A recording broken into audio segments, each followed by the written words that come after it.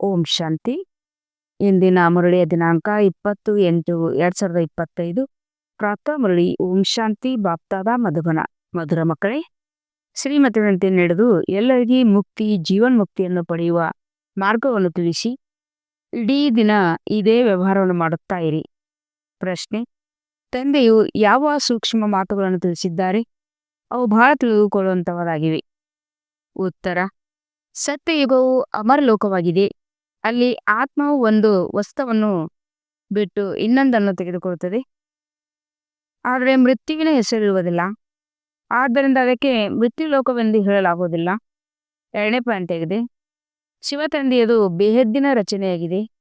ಬ್ರಹ್ಮಾಂಡ ರಚನೆಯು ಈ ಸಮಯದಲ್ಲಿ ಕೇವಲ ನೀವು ಬ್ರಾಹ್ಮಣರಾಗಿದ್ದೀರಿ. ತ್ರಿಮೂರ್ತಿ ಶಿವನೆಂದು ಹೇಳುತ್ತಾರೆ, ತ್ರಿಮೂರ್ತಿ ಬ್ರಹ್ಮನಲ್ಲ.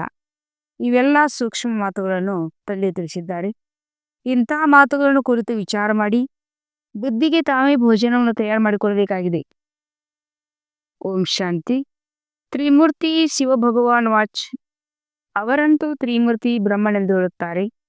ತಂದೆಯು ತಿಳಿಸುತ್ತಾರೆ, ತ್ರಿಮೂರ್ತಿ ಶಿವ ಭಗವಾನ್ ವಾಚ್, ತ್ರಿಮೂರ್ತಿ ಬ್ರಹ್ಮ ಭಗವಾನಚ್ ಎಂದು ಹೇಳುವುದಿಲ್ಲ. ನೀವು ತ್ರಿಮೂರ್ತಿ ಶಿವ ಭಗವಾನ್ ವಾಚ್ ಎಂದು ಹೇಳುತ್ತೀರಿ. ಅವರಂತೂ ಶಿವ ಶಂಕರನೆಂದು ಹೇಳಿ ಇಬ್ಬರನ್ನೂ ಸೇರಿಸಿಬಿಡುತ್ತಾರೆ.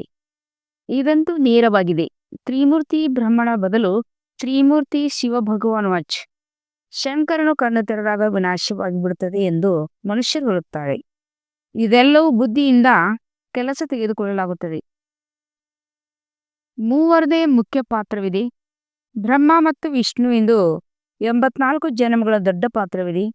ವಿಷ್ಣು ಮತ್ತು ಪ್ರಜಾಪಿತ ಬ್ರಹ್ಮನ ಅರ್ಥವನ್ನು ತಿಳಿದುಕೊಂಡಿದ್ದೀರಿ. ಈ ಮೂವರದು ಪಾತ್ರವಿದೆ. ಬ್ರಹ್ಮನಿಗಂತೂ ಆದಿದೇವ ಆಡಮ್ ಎಂದು ಹೆಸರಿನ ಗಾಯನವಿದೆ. ಪ್ರಜಾಪಿತ ಮಂದಿರವೂ ಇದೆ. ಪ್ರಜಾಪಿತನ ಮಂದಿರವೂ ಇದೆ. ಇದು ವಿಷ್ಣು ಅಥವಾ ಕೃಷ್ಣನ ಅಂತಿಮ 84ನೇ ಜನ್ಮವಾಗಿದೆ. ಇವರ ಹೆಸರನ್ನು ಬ್ರಹ್ಮನೆಂದು ಇಟ್ಟಿದ್ದಾರೆ. ಬ್ರಹ್ಮ ಮತ್ತು ವಿಷ್ಣುವನ್ನು ಸಿದ್ಧ ಮಾಡಲೇಬೇಕಾಗುತ್ತದೆ.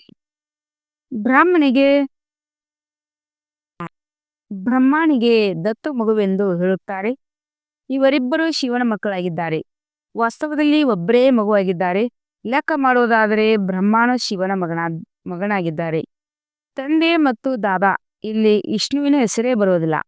ಪ್ರಜಾಪಿತ ಬ್ರಹ್ಮರವರ ಮೂಲಕ ಶಿವ ತಂದೆಯು ಸ್ಥಾಪನೆ ಮಾಡುತ್ತಿದ್ದಾರೆ. ವಿಷ್ಣುವಿನ ಮೂಲಕ ಸ್ಥಾಪನೆ ಮಾಡಿಸುವುದಿಲ್ಲ.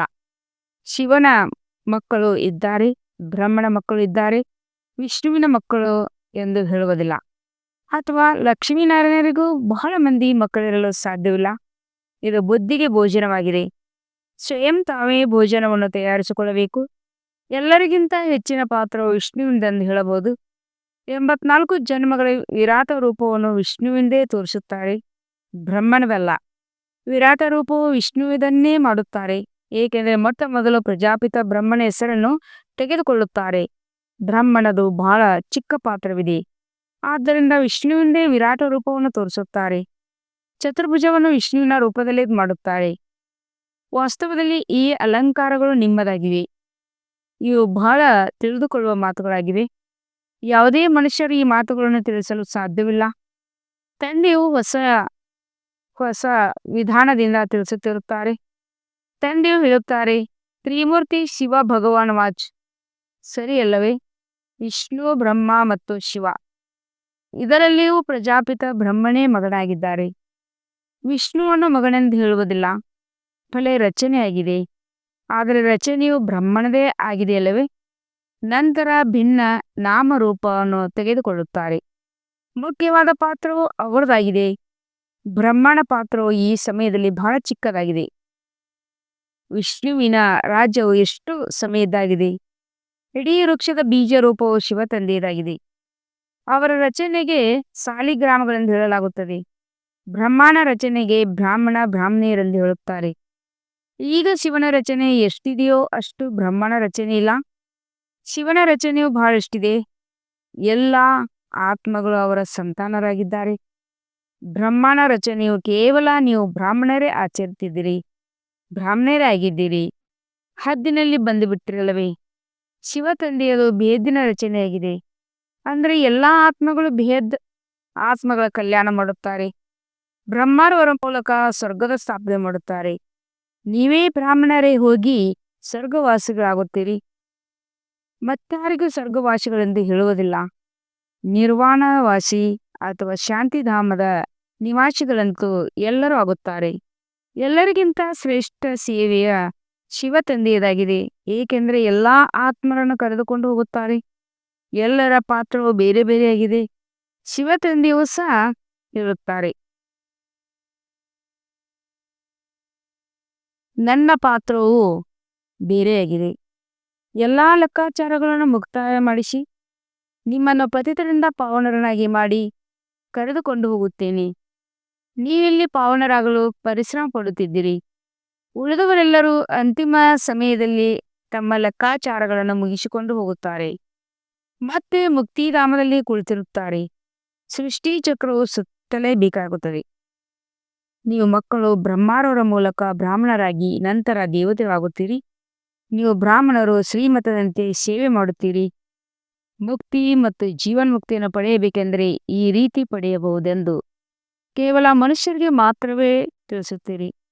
ಎರಡೂ ಬೀಗದ ಕೈಗಳು ಕೈಯಲ್ಲಿದೆ. ಮುಕ್ತಿಯಲ್ಲಿ ಯಾರು ಮತ್ತು ಜೀವನ್ಮುಕ್ತಿಯಲ್ಲಿ ಯಾರ್ಯಾರು ಹೋಗುತ್ತಾರೆಂದು ನಿಮಗೆ ತಿಳಿದಿದೆ. ನಿಮಗೆ ಇಡೀ ದಿನ ಇದೇ ಕಾರ್ಯ ಮಾಡಬೇಕಾಗಿದೆ. ಯಾರಾದರೂ ದವಸ ಧಾನ್ಯಗಳ ವ್ಯಾಪಾರ ಮಾಡುತ್ತಾರೆಂದರೆ ಇಡೀ ದಿನ ಅದೇ ಬುದ್ಧಿಯಲ್ಲಿರುತ್ತದೆ. ಹಾಗೆ ನಿಮ್ಮ ವ್ಯಾಪಾರವೂ ಸಹ ರಚನೆಯ ಆದಿ ಮಧ್ಯ ಅಂತ್ಯವನ್ನು ತಿಳಿದುಕೊಳ್ಳುವುದು, ಅನ್ಯರಿಗೆ ಮುಕ್ತಿ ಜೀವನ್ಮುಕ್ತಿಯ ಮಾರ್ಗವನ್ನು ತಿಳಿಸುವುದಾಗಿದೆ. ಯಾರು ಈ ಧರ್ಮದವರಾಗಿದ್ದಾರೆಯೋ ಅವರು ಬಂದು ಬಿಡುತ್ತಾರೆ. ಹೀಗೆ ಬಹಳ ಧರ್ಮದವರಿದ್ದಾರೆ, ಯಾರೂ ಬದಲಾಗುವುದೇ ಇಲ್ಲ. ಹೇಗೆ ಆಂಗ್ಲೋ ಕ್ರಿಶ್ಚಿಯನ್ನರು ಕಪ್ಪು ಬಣ್ಣದವರಾಗಿರುತ್ತಾರೆ, ರೂಪವಂತೂ ಬದಲಾಗುವುದಿಲ್ಲ. ಕೇವಲ ಈ ರೀತಿ ಬದಲಾಯಿಸುತ್ತಾರೆ. ಅಂದರೆ ರೂಪವು ಬದಲಾಗುತ್ತದೆ ಎಂದಲ್ಲ, ಕೇವಲ ಧರ್ಮವನ್ನು ಒಪ್ಪುತ್ತಾರೆ. ಕೆಲವರು ಬೌದ್ಧರು ಧರ್ಮವನ್ನು ಒಪ್ಪುತ್ತಾರೆ. ಏಕೆಂದರೆ ದೇವಿ ದೇವತಾ ಧರ್ಮದವರು ಅಂತೂ ಪ್ರಾಯಲೋಪವಾಗಿದೆ. ನಾವು ಆದಿ ಸನಾತನ ದೇವಿ ದೇವತಾ ಧರ್ಮದವರೆಂದು ಯಾರೊಬ್ಬರೂ ಹೇಳುವುದಿಲ್ಲ. ದೇವತೆಗಳ ಚಿತ್ರಗಳು ಕೆಲಸಕ್ಕೆ ಬರುತ್ತದೆ. ಆತ್ಮ ಅವಿನಾಶಿಯಾಗಿದೆ, ಅದೆಂದು ಸಾಯುವುದಿಲ್ಲ. ಒಂದು ಶರೀರವನ್ನು ಬಿಟ್ಟು ಇನ್ನೊಂದನ್ನು ತೆಗೆದುಕೊಂಡು ಪಾತ್ರವನ್ನು ಅವಿನಿಸುತ್ತದೆ. ಸತ್ಯುಗಕ್ಕೆ ಮೃತ್ಯುಲೋಕವೆಂದು ಹೇಳುವುದಿಲ್ಲ, ಅದು ಅಮರಲೋಕವಾಗಿದೆ. ಕೇವಲ ವಸ್ತ್ರವನ್ನು ಬದಲಾಯಿಸುತ್ತಾರೆ. ಈ ಮಾತುಗಳನ್ನು ಬಹಳ ಸೂಕ್ಷ್ಮ ತಿಳಿದುಕೊಳ್ಳುವಂಥದ್ದಾಗಿದೆ. ಇವು ಸಾಮಾನ್ಯವಾದ ಮಾತುಗಳಲ್ಲ. ಹೀಗೆ ವಿವಾಹವಾದಾಗ ಕೆಲವರಿಗೆ ವರದಕ್ಷಿಣೆಯಾಗಿ ವಸ್ತುಗಳನ್ನು ಕೊಡುತ್ತಾರೆ, ಕೆಲವರಿಗೆ ಸ್ವಲ್ಪ ಹಣವನ್ನು ಕೊಡುತ್ತಾರೆ, ಕೆಲವರಿಗೆ ಕೈ ತುಂಬಿ ಕೊಡುತ್ತಾರೆ, ಕೆಲವರು ಎಲ್ಲವನ್ನೂ ತೋರ್ಪಡಿಸಿ ಕೊಡುತ್ತಾರೆ, ಇನ್ನೂ ಕೆಲವರು ಗುಪ್ತವಾಗಿ ಕೊಡುತ್ತಾರೆ. ಭಿನ್ನ ಭಿನ್ನ ಪ್ರಕಾರದವರು ಇರುತ್ತಾರೆ. ನಿಮಗಂತೂ ಬಹಳಷ್ಟು ಆಸ್ತಿಯು ಸಿಗುತ್ತದೆ. ಏಕೆಂದರೆ ನೀವೆಲ್ಲರೂ ವಧುಗಳಾಗಿದ್ದೀರಿ, ತಂದೆ ವರನಾಗಿದ್ದಾರೆ. ನೀವು ಮಕ್ಕಳಿಗೆ ಶೃಂಗಾರ ಮಾಡಿ ವಿಶ್ವದ ರಾಜ್ಯಭಾಗ್ಯವನ್ನು ಕೈ ತುಂಬಿ ಕೊಡುತ್ತಾರೆ. ನೀವು ವಿಶ್ವದ ಮಾಲೀಕರಾಗುತ್ತೀರಿ. ಮುಖ್ಯ ಮಾತು ನೆನಪಾಗಿದೆ. ಜ್ಞಾನವು ಬಹಳ ಸಹಜ. ಕೇವಲ ತಂದೆಯ ನೆನಪು ಮಾಡುವುದಾಗಿದೆ. ಆದರೆ ವಿಚಾರ ಮಾಡಿದಾಗ ನೆನಪೇ ಬಹಳ ಬೇಗನೆ ಹಾರಿ ಹೋಗುತ್ತದೆ. ಬಹುತೇಕ ಮಂದಿ ಇದನ್ನೇ ಹೇಳುತ್ತಾರೆ, ಬಾಬಾ ನೆನಪು ಮರೆತು ಹೋಗುತ್ತದೆ. ನೀವು ಯಾರಿಗಾದರೂ ತಿಳಿಸುವಾಗ ಯಾವಾಗಲೂ ನೆನಪು ಎಂಬ ಶಬ್ದವು ಹೇಳಿರಿ. ಯೋಗ ಶಬ್ದ ತಪ್ಪಾಗಿದೆ. ಹೇಗೆ ಶಿಕ್ಷಕರಿಗೆ ವಿದ್ಯಾರ್ಥಿಗಳು ನೆನಪಿರುತ್ತದೆ. ತಂದೆಯು ಪರಂ ಆತ್ಮನಾಗಿದ್ದಾರೆ. ನೀವು ಆತ್ಮಗಳು ಪರಂ ಆತ್ಮ ಶ್ರೇಷ್ಠರಲ್ಲ. ನೀವು ಪತಿತರಾಗಿದ್ದೀರಿ. ಆದ್ದರಿಂದ ತಂದೆಯನ್ನು ನೆನಪು ಮಾಡಿ. ತಂದೆ ಶಿಕ್ಷಕ ಗುರುವನ್ನು ನೆನಪು ಮಾಡಲಾಗುತ್ತದೆ. ಗುರುಗಳು ಶಾಸ್ತ್ರಗಳನ್ನು ತಿಳಿಸುತ್ತಾರೆ, ಮಂತ್ರವನ್ನು ಕೊಡುತ್ತಾರೆ. ಆದರೆ ಇಲ್ಲಿ ತಂದೆಯದು ಒಂದೇ ಮಂತ್ರವಾಗಿದೆ, ಮನ್ಮನಾಭವ. ಮತ್ತೇನಾಗುವುದು? ಮಧ್ಯಾಜೀಭವ. ನೀವು ವಿಷ್ಣುಪುರಿಯಲ್ಲಿ ಹೊರಟು ಹೋಗುತ್ತೀರಿ. ಎಲ್ಲರೂ ರಾಜರಾಣಿಯರಾಗುವುದಿಲ್ಲ. ರಾಜಾರಾಣಿ ಮತ್ತು ಪ್ರಜೆಗಳು ಇರುತ್ತಾರೆ. ಅಂದಾಗ ಮುಖ್ಯವಾದವರು ತ್ರಿಮೂರ್ತಿಗಳಾಗಿದ್ದಾರೆ. ಶಿವ ತಂದೆಯ ನಂತರ ಬ್ರಹ್ಮ. ಇವರೇ ಮನುಷ್ಯ ಸೃಷ್ಟಿ ಅರ್ಥಾತ್ ಬ್ರಾಹ್ಮಣರು ರಚಿಸುತ್ತಾರೆ, ಮತ್ತೆ ಬ್ರಾಹ್ಮಣರಿಗೆ ಓದಿಸುತ್ತಾರೆ. ಇದು ಹೊಸ ಮಾತೇನಲ್ಲವೇ? ನೀವು ಬ್ರಾಹ್ಮಣಿಯರು ಪರಸ್ಪರ ಸಹೋದರ ಸಹೋದರಿಯಾಗಿದ್ದೀರಿ. ನಾವು ಸಹೋದರ ಸಹೋದರಿ ಎಂದು ವೃದ್ಧರು ಹೇಳುತ್ತೀರಿ. ಇದು ಅಂತರದಲ್ಲಿ ತಿಳಿದುಕೊಳ್ಳುವ ಮಾತುಗಳಾಗಿವೆ. ಮೇಲೆ ಕೇವಲ ಹೇಳುವ ಮಾತಲ್ಲ. ಭಗವಂತನು ಪ್ರಜಾಪಿತ ಬ್ರಹ್ಮರವರ ಮೂಲಕ ಸೃಷ್ಟಿಯನ್ನು ರಚಿಸಿದರು. ಅಂದ ಮೇಲೆ ಸಹೋದರ ಸಹೋದರ ಆದಿರಿ ಅಲ್ಲವೇ? ಒಬ್ಬ ಪ್ರಜಾಪಿತ ಬ್ರಹ್ಮನ ಮಕ್ಕಳಾಗಿದ್ದೀರಿ. ಇವು ತಿಳಿದುಕೊಳ್ಳುವ ಮಾತುಗಳಾಗಿವೆ. ಮಕ್ಕಳಿಗೆ ಬಹಳ ಖುಷಿ ಇರಬೇಕು. ನಮಗೆ ಹೋಲಿಸುವರು ಯಾರು? ಶಿವತಂದೆ ತ್ರಿಮೂರ್ತಿ ಶಿವ ಬ್ರಹ್ಮನದು ಬಹಳ ಸ್ವಲ್ಪ ಸಮಯದ ಪಾತ್ರವಿದೆ. ಸತ್ಯಗಿ ರಾಜಧಾನಿಯಲ್ಲಿ ವಿಷ್ಣುವೆಂದು 8 ಜನ್ಮಗಳ ಪಾತ್ರ ನಡೆಯುತ್ತದೆ. ಬ್ರಹ್ಮರವರದು ಒಂದೇ ಜನ್ಮದ ಪಾತ್ರವಿದೆ. ಆದ್ದರಿಂದ ವಿಷ್ಣುವಿನ ಪಾತ್ರವು ದೊಡ್ಡದೆಂದು ಹೇಳಲಾಗುತ್ತದೆ. ತ್ರಿಮೂರ್ತಿ ಶಿವನು ಮುಖ್ಯವಾಗಿದ್ದಾರೆ. ಅವರ ನಂತರ ಬ್ರಹ್ಮನ ಪಾತ್ರವು ಬರುತ್ತದೆ. ಇವರು ನೀವು ಮಕ್ಕಳನ್ನು ವಿಷ್ಣುಪುರಿಯ ಮಾಲೀಕರನ್ನಾಗಿ ಮಾಡುತ್ತಾರೆ. ಬ್ರಹ್ಮನಿಂದ ಬ್ರಾಹ್ಮಣರು ಮತ್ತೆ ನೀವೇ ದೇವತೆಗಳಾಗುತ್ತೀರಿ. ಆದ್ದರಿಂದ ಇವರು ಅಲೌಕಿಕ ತಂದೆಯಾದರು. ಸ್ವಲ್ಪ ಸಮಯಕ್ಕಾಗಿ ಇವರು ತಂದೆಯಾಗಿದ್ದಾರೆ. ಇವರನ್ನು ಈಗ ಒಪ್ಪುತ್ತೀರಿ? ಆದಿದೇವ ಆಡಮ್ ಮತ್ತು ಬೀಬಿ ಇವರಿಲ್ಲದೆ ಸೃಷ್ಟಿಯು ಹೇಗೆ ರಚನೆ ಆಗುತ್ತದೆ? ಆದಿದೇವ ಮತ್ತು ಆದಿದೇವ ಇದ್ದಾರಲ್ಲವೇ? ಬ್ರಹ್ಮನ ಪಾತ್ರವು ಕೇವಲ ಸಂಗಮಯುಗದ ಸಮಯದಾಗಿದೆ. ದೇವತೆಗಳ ಪಾತ್ರದಾರರು ಬಹಳ ನಡೆಯುತ್ತವೆ. ದೇವತೆಗಳು ಕೇವಲ ಸತ್ಯುಗದಲ್ಲಿರುತ್ತಾರೆ ಎಂದು ಹೇಳುತ್ತಾರೆ. ತ್ರೇತಾಯುಗದಲ್ಲಿ ಕ್ಷತ್ರಿಯರೆಂದು ಹೇಳುತ್ತಾರೆ. ನಿಮಗೆ ಬಹಳ ಗುಹ್ಯವಾದ ಅಂಶಗಳು ಸಿಗುತ್ತವೆ. ಎಲ್ಲವನ್ನೂ ಒಂದೇ ಸಮಯದಲ್ಲಿ ವರ್ಣನೆ ಮಾಡಲು ಸಾಧ್ಯವಿಲ್ಲ. ಅವರು ತ್ರಿಮೂರ್ತಿ ಬ್ರಹ್ಮನೆಂದು ಹೇಳುತ್ತಾರೆ. ಶಿವನು ಹಾರಿಸಿಬಿಟ್ಟಿದ್ದಾರೆ. ಮತ್ತೆ ತ್ರಿಮೂರ್ತಿ ಶಿವನೆಂದು ಹೇಳುತ್ತಾರೆ. ತ್ರಿಮೂರ್ತಿ ಬ್ರಹ್ಮನೆಂದು ಹೇಳುತ್ತಾರೆಂದರೆ ಅದರಲ್ಲಿ ಬ್ರಹ್ಮ ವಿಷ್ಣು ಶಂಕರನು ಬರುತ್ತಾರೆ. ನಾವು ತ್ರಿಮೂರ್ತಿ ಶಿವನೆಂದು ಹೇಳುತ್ತಾರೆ. ಇವೆಲ್ಲವೂ ಭಕ್ತಿ ಮಾರ್ಗದ ಚಿತ್ರಗಳಾಗಿವೆ.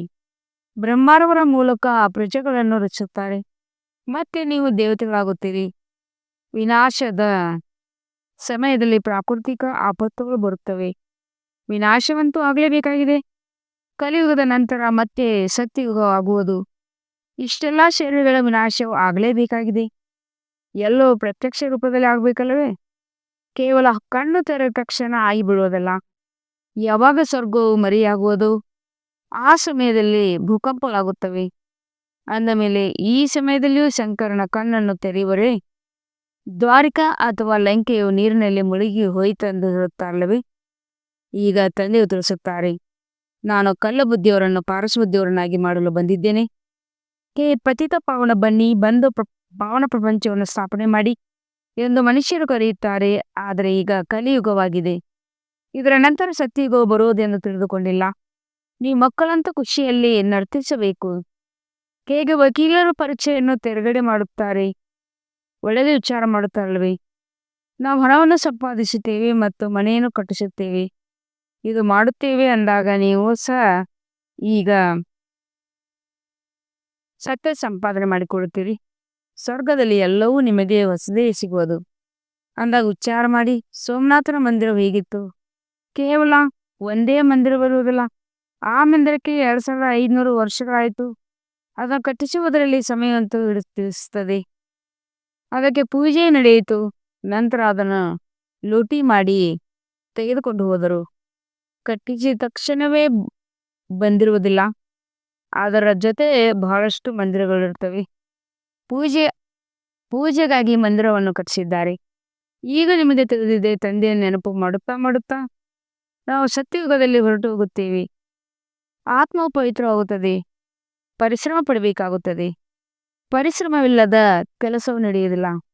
ಸೆಕೆಂಡ್ನಲ್ಲಿ ಜೀವನ್ಮುಕ್ತಿಯಿಂದ ಗಾಯನವಿದೆ. ಆದರೆ ಇದು ಸುಮ್ಮನೆ ಸಿಕ್ಕಿಬಿಡುವುದಲ್ಲ. ಮಕ್ಕಳಾದಾಗ ಅವಶ್ಯವಾಗಿ ಸಿಗುತ್ತದೆಂದು ಹೇಳಬಹುದು. ನೀವೀಗ ಮುಕ್ತಿಧಾಮದಲ್ಲಿ ಹೋಗುವುದಕ್ಕಾಗಿ ಪರಿಶ್ರಮ ಪಡುತ್ತೀರಿ. ಅಂದ ಮೇಲೆ ತಂದೆಯ ನೆನಪನ್ನೇ ಇರಬೇಕಾಗಿದೆ. ದಿನ ಪ್ರತಿದಿನ ತಂದೆಯು ನಿಮ್ಮ ಬುದ್ಧಿಯನ್ನು ಪರಿಶುದ್ಧವನ್ನಾಗಿ ಮಾಡುತ್ತಾರೆ. ತಂದೆ ತಿಳಿಸುತ್ತಾರೆ, ಮಕ್ಕಳೇ, ನಿಮಗೆ ಬಹಳ ಬಹಳ ಗುಹ್ಯವಾದ ಮಾತುಗಳನ್ನು ತಿಳಿಸುತ್ತೇನೆ. ಆತ್ಮ ಬಿಂದುವಾಗಿದೆ, ಪರಮಾತ್ಮ ಬಿಂದುವಾಗಿದ್ದಾರೆ ಎಂಬ ಮಾತನ್ನು ಮೊದಲು ತಿಳಿಸಿರಲಿಲ್ಲ. ಇದಕ್ಕೆ ತಂದೆಯು ಮೊದಲೇ ಏಕೆ ತಿಳಿಸಲಿಲ್ಲ ಎಂದು ಹೇಳುತ್ತಾರೆ. ಆದರೆ ಡ್ರಾಮಾದಲ್ಲಿ ಇರಲಿಲ್ಲ. ಮೊದಲೇ ನಿಮಗೆ ತಿಳಿಸಿದರೆ ನೀವು ತಿಳಿದುಕೊಳ್ಳಲು ಸಾಧ್ಯವಿಲ್ಲ. ನಿಧಾನವಾಗಿ ತಿಳಿಸುತ್ತಿರುತ್ತೇನೆ. ಇದು ರಾವಣ ರಾಜ್ಯವಾಗಿದೆ. ರಾವಣ ರಾಜ್ಯದಲ್ಲಿ ಎಲ್ಲರೂ ದೇಹಾಭಿಮಾನಿಗಳಾಗಿರುತ್ತಾರೆ. ಸತ್ಯಯುಗದಲ್ಲಿ ಆತ್ಮಾಭಿಮಾನಿಗಳಾಗುತ್ತಾರೆ. ತಮ್ಮನ್ನು ಆತ್ಮನೆಂದು ತಿಳಿದುಕೊಂಡಿರುತ್ತಾರೆ.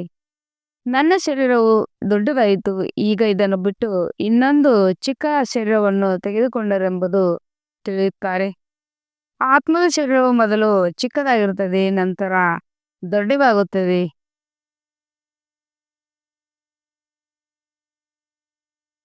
ಇಲ್ಲಂತೂ ಕೆಲವರು ಸ್ವಲ್ಪ ಆಯುಷ್ಯ ಇರುತ್ತದೆ, ಇನ್ನು ಕೆಲವರದು ಅಕಾಲ ಮೃತ್ಯು ಆಗುತ್ತದೆ. ಕೆಲವರಿಗೆ 125 ವರ್ಷಗಳಾದರೂ ವಯಸ್ಸು ಇರುತ್ತದೆ. ಕೆಲವರಿಗೆ 125 ವರ್ಷಗಳಾದರೂ ಆಯುಷ್ಯ ಇರುತ್ತದೆ. ಅಂದಾಗ ತಂದೆಯು ತಿಳಿಸುತ್ತಾರೆ, ನಿಮಗೆ ತಂದೆಯಿಂದ ಆಸ್ತಿಯನ್ನು ತೆಗೆದುಕೊಳ್ಳುವ ಬಹಳ ಖುಷಿ ಇರಬೇಕು. ಗಂಧರ್ವ ವಿವಾಹ ಮಾಡಿಕೊಂಡರೆ ಇದೇನು ಖುಷಿಯ ಮಾತಲ್ಲ, ಇದು ನಿರ್ಬಲತೆಯ ಮಾತಾಗಿದೆ.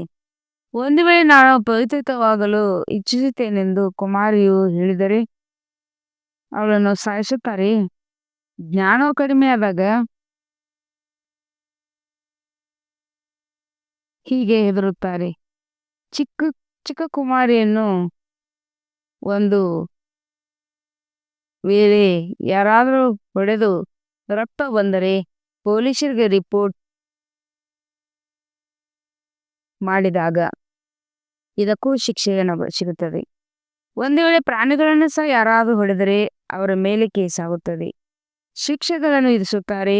ನೀವು ಮಕ್ಕಳು ಸಹ ಹೊಡೆಯಲು ಸಾಧ್ಯವಿಲ್ಲ, ಕುಮಾರರನ್ನು ಹೊಡೆಯುವಂತಿಲ್ಲ.